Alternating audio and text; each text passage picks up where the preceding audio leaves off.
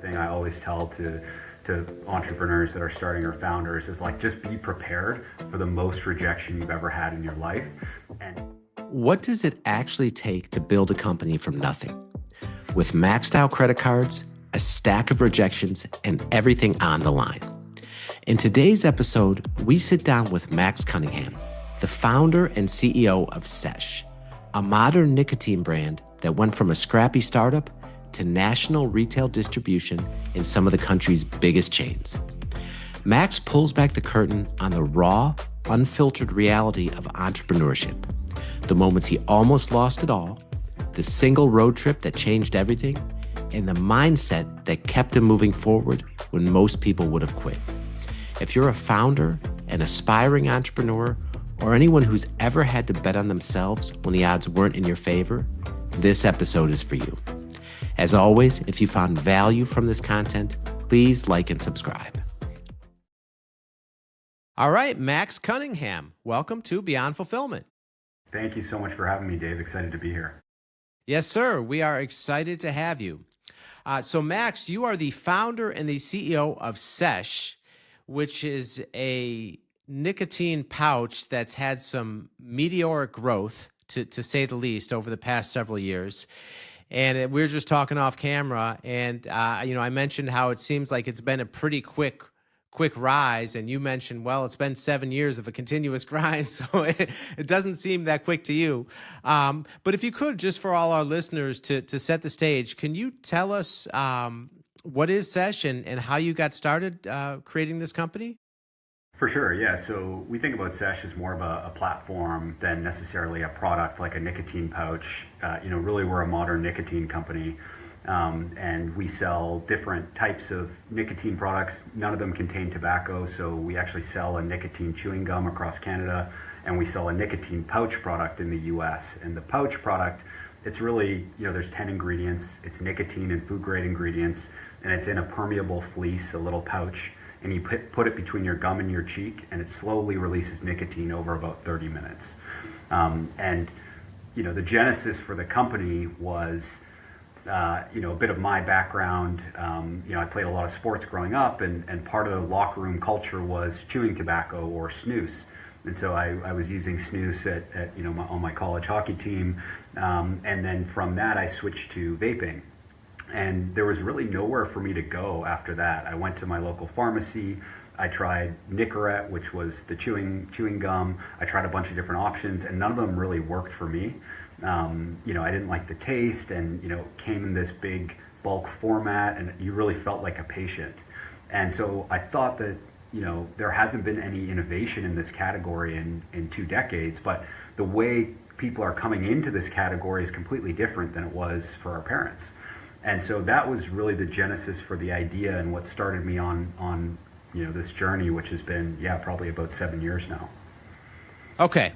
All right. So you're an athlete. You get kind of caught up in snoozing. I think we called it dipping where I grew up, right? With the chewing.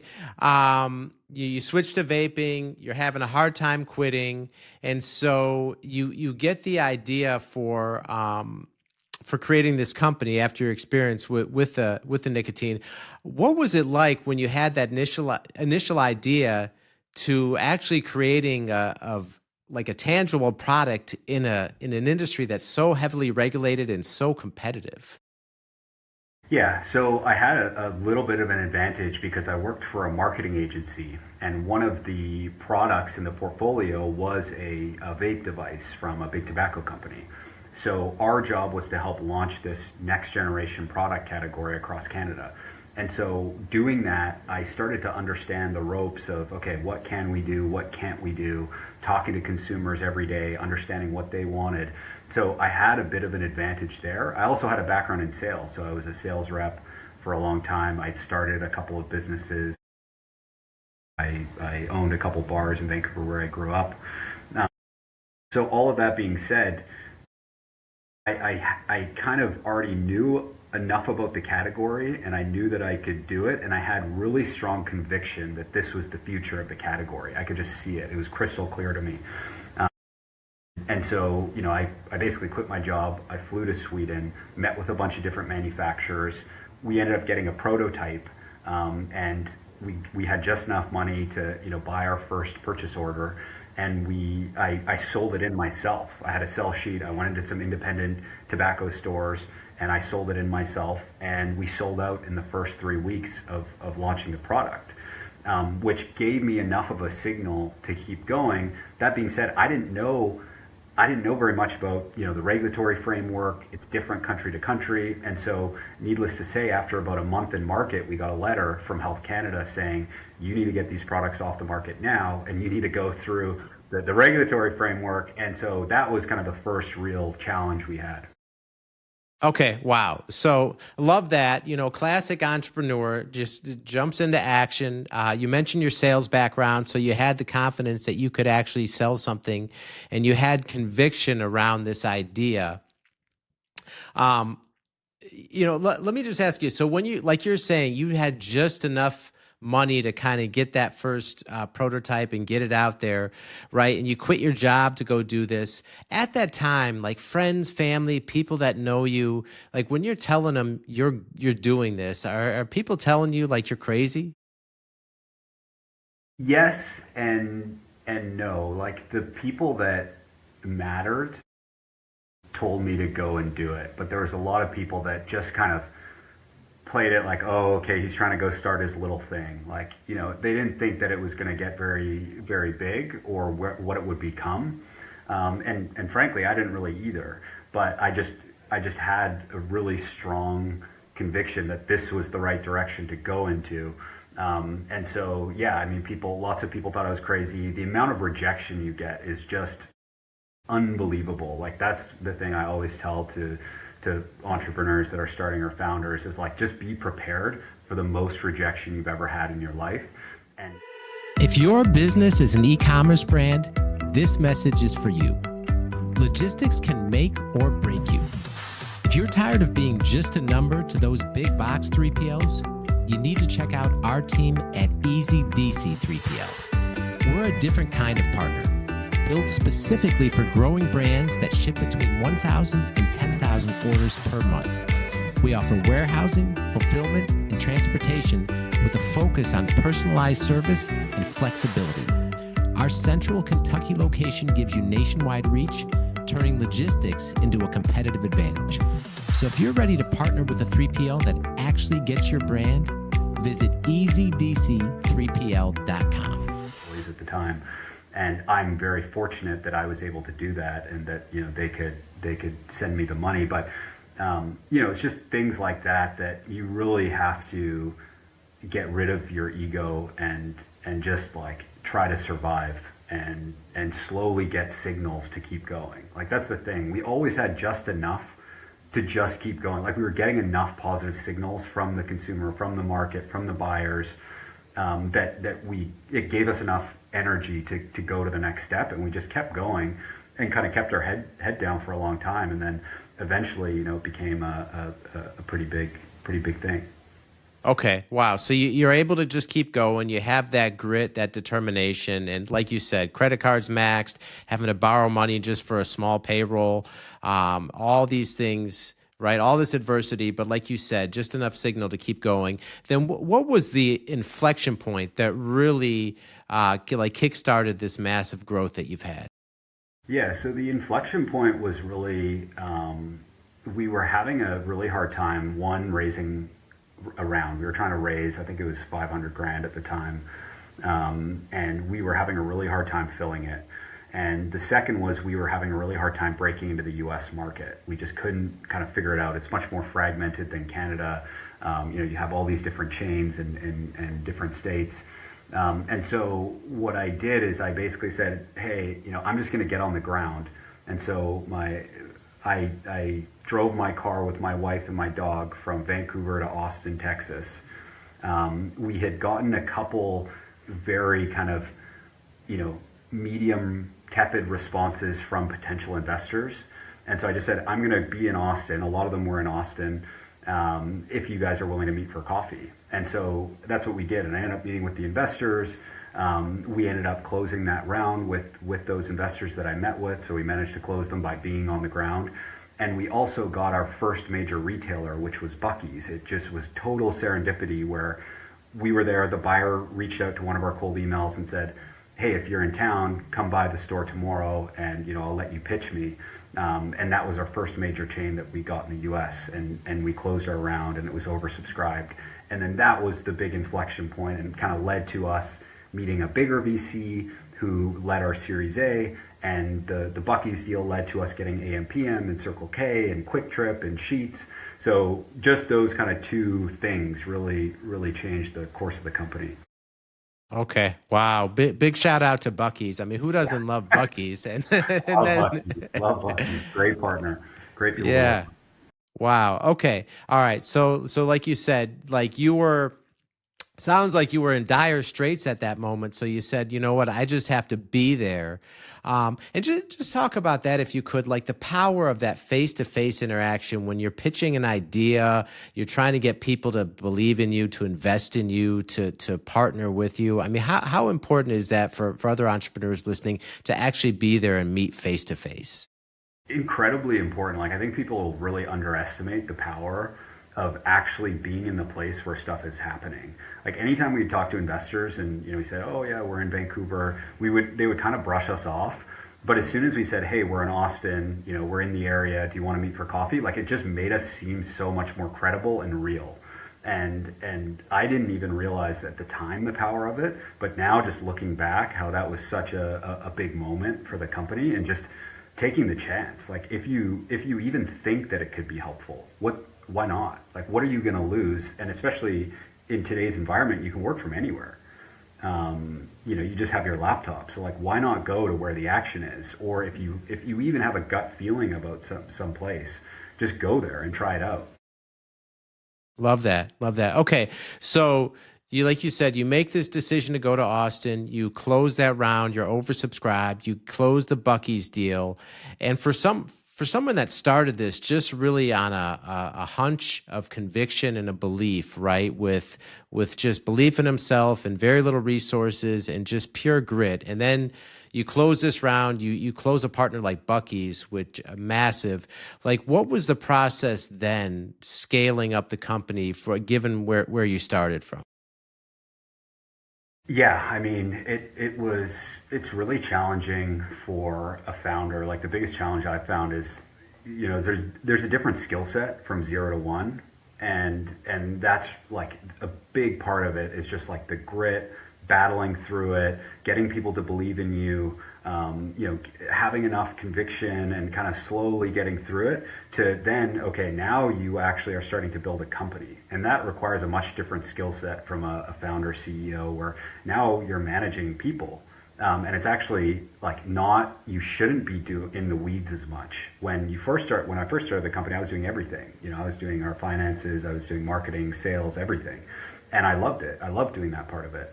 And then as the company scales and as you start hiring, leaders in each different department, really your mindset has to change quite a bit. And that's a really hard thing to do, and something, I still struggle with today and I'm still working on every day. Okay. All right. So like you said, you have to kind of delegate a lot more. You have to work on higher level tasks. You have to empower your leaders, to do the jobs that you used to do because you're working on other stuff.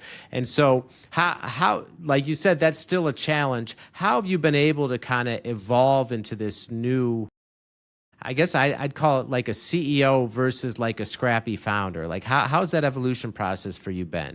Yeah, I think one thing that I've always been pretty good at is knowing what I don't know and being okay with it, like asking for help if you don't know something. And I think a lot of people struggle with reaching out to people, if it's an ego thing, if they just feel like they're bugging the other person.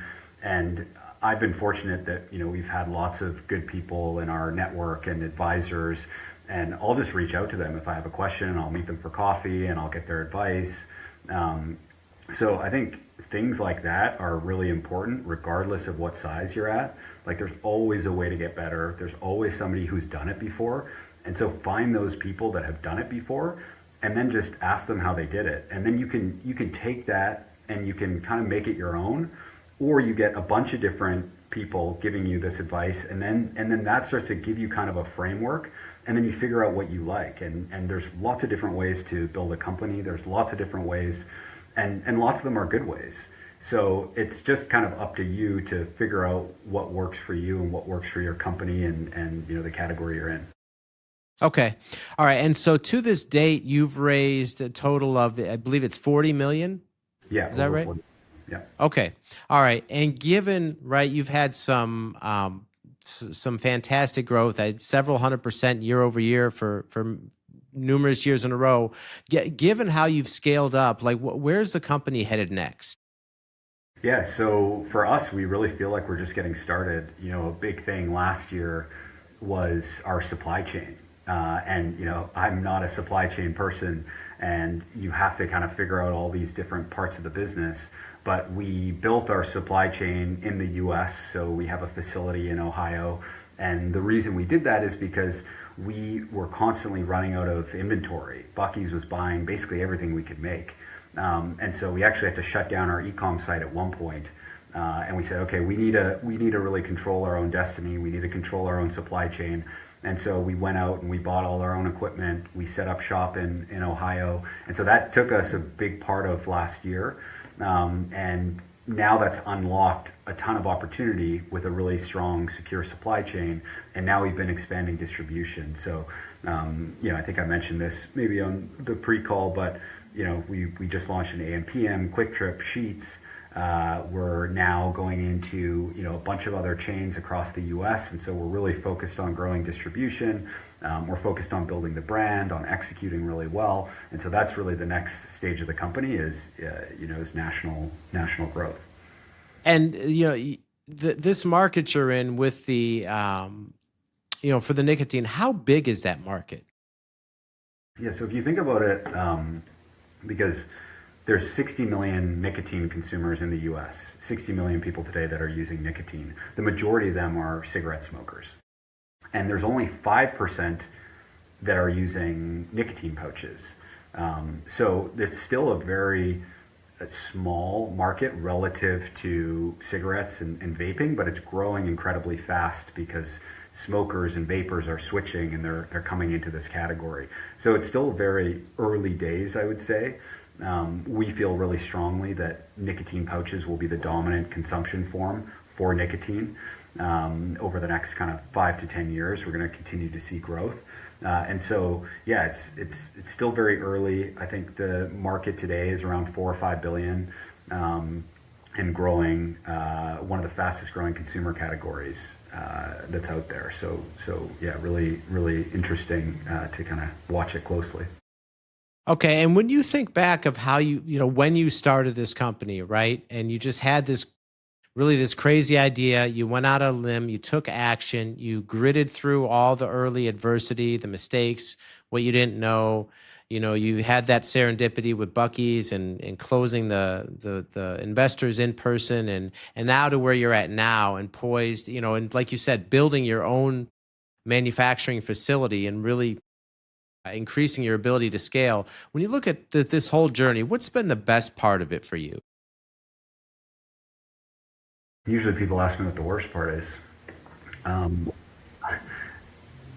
I mean, there's so many best parts about it. I think it's just incredible. I've always found it very fulfilling to see something created from nothing, created from an idea, and then to see it on the shelf. Like, to me, that was always the dream. I didn't have a dream to build this big company. Like, I had a dream. I was like, oh, imagine if one day our product is on the shelf at one of these retailers. Like, that's when we know we've made it. And that day came, and then it was like, oh, okay, what's the next thing? So it's just a really, I'm very grateful that I get to do this, that I get to build something like this. And I think you just meet incredible people along the way. You need a lot of, you can call it luck, you can call it serendipity. There's a lot of hard work involved. But just to kind of see it all come together and to take a step back, is really great, and an experience that hopefully a lot of people are fortunate enough to get. Okay. Another question too, because you mentioned when you made that trip to Austin, it was just you, your wife, and your dog Yeah. in the car. So I mean, just talk about the support like from your wife, like you said, credit cards max, looking like it might not make it, borrowing money for payroll. I mean, how important has her support been throughout this entire journey? Oh man, I mean, it just makes it so much easier. I mean, she was our third employee at one point, so she worked at the company. She was in marketing. We just had our first child about 8 months ago, so she's focused on that. But yeah, I mean, it makes all the difference, I think, to have a supportive partner, because you really have to go all in. And that's the sacrifice. There are lots of sacrifices. It's not a 9 to 5 thing. It's an everything. Felt really like life or death to me. And to have somebody that you can confide in, that talks to you, that can cheer you up on days that are really difficult. And the truth is, with a business, with any startup, it's not like a straight line up.